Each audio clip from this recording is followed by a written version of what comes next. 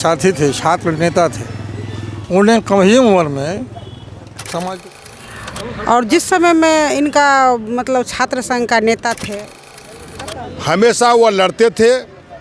ऐसा लग रहा था 25 वर्ष की अवस्था में समाज और राष्ट्र के लिए वीर गति को प्राप्त करने वाले क्रांतिकारी अमर शहीद परमेश्वर जी का आज 69वीं जयंती है। और इस जयंती के मौके पर फुलपरास स्थित उनके स्टैचू पर जो है जनप्रतिनिधियों के द्वारा जो है माल्यार्पण किया गया है और उन्हें याद किया गया है।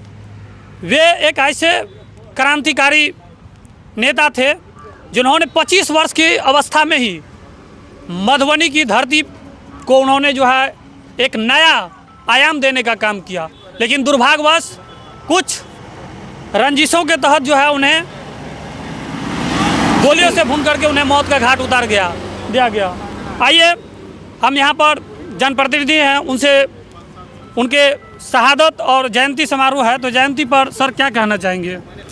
देखिए, हम तो इनके बारे में कोई भी व्यक्ति कुछ कहने लायक तो है नहीं, लेकिन हम लोग का जन्म भी नहीं हुआ था उससे पहले इनकी हत्या कर दिया गया। और जब से हम लोगों में ज्ञान आया, हम लोग देखते आ रहे हैं इनके श्रद्धांजलि सभा को हमेशा मनाया जाता है, बड़ी सौहार्दपूर्ण तरीके से मनाया जाता है। हम लोग अभी जो यहाँ पे एकत्रित हुए थे, यहाँ एक सभा आयोजित किया, श्रद्धांजलि सभा आयोजित किया गया था, उसमें हम सभी ने श्रद्धांजलि दी।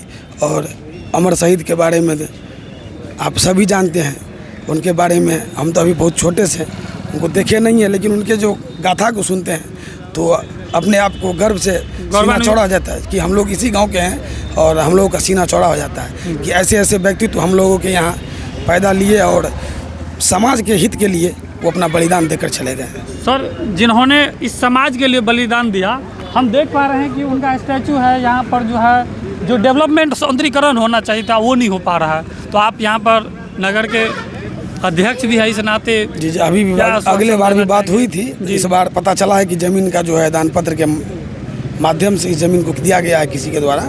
तब वो पेपर निकालने के बाद हम लोग उस पर व्यवस्था करने का पहल किए हैं। तो अब ये शंभू भैया से बात हुई है, वो बोले हैं कि पेपर है मेरे पास, तब उसके माध्यम से हम लोग जो है यहाँ पर मिट्टी भाड़े का कार्यक्रम और साइड में वाल जितना संभव हो सकता है हम लोग करेंगे। बहुत बहुत धन्यवाद। तो और भी कई सारे लोग हैं, सर क्या कहना चाहेंगे? 1 मिनट में कैसे याद करना चाहेंगे? शहीद परमेश्वर जी समाज के अद्वितीय व्यक्ति, हम लोगों के साथी थे, छात्र नेता थे।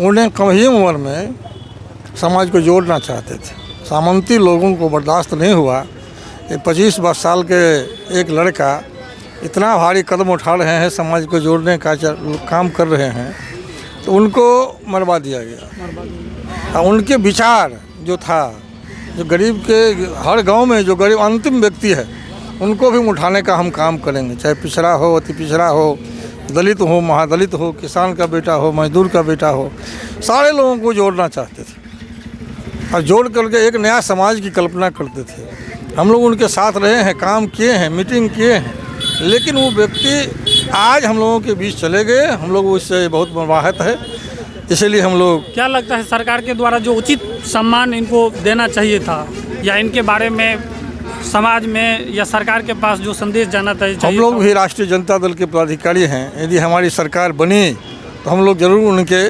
उचित हम लोग सम्मान करेंगे। धन्यवाद। जी सर, क्या कहना चाहेंगे? आप तो बहुत करीब से व्याख्यान करते रहे हैं। शहीद परमेश्वर यादव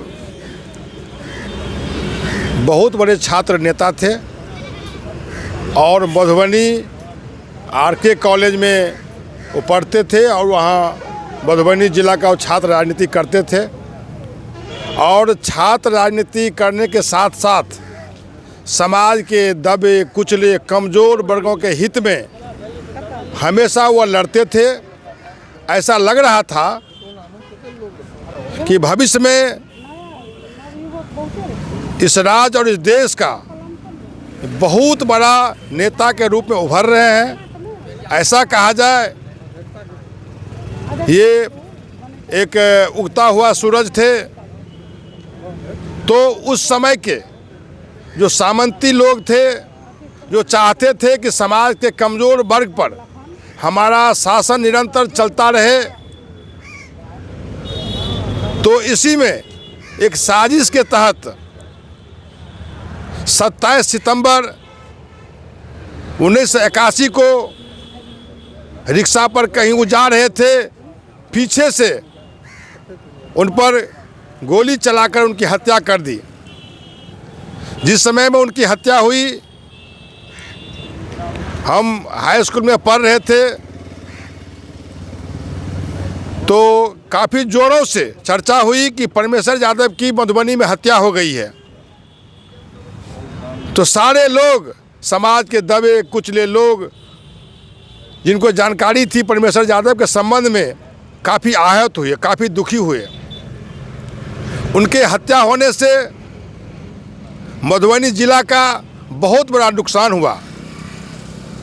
यदि वह जिंदा रहते तो निश्चित तौर पर देश के राजनीतिक मानचित्र पर बड़े से बड़े पदों को सुशोभित करते और उनके नेतृत्व से समाज को अधिकाधिक लाभ होता।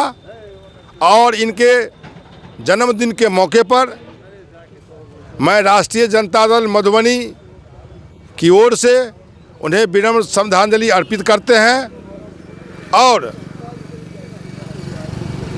शहीद परमेश्वर जी सदा सदा के लिए वो अमर रहेंगे। धन्यवाद। और राजद के जिला अध्यक्ष भी हैं, कैसे याद करना चाहेंगे?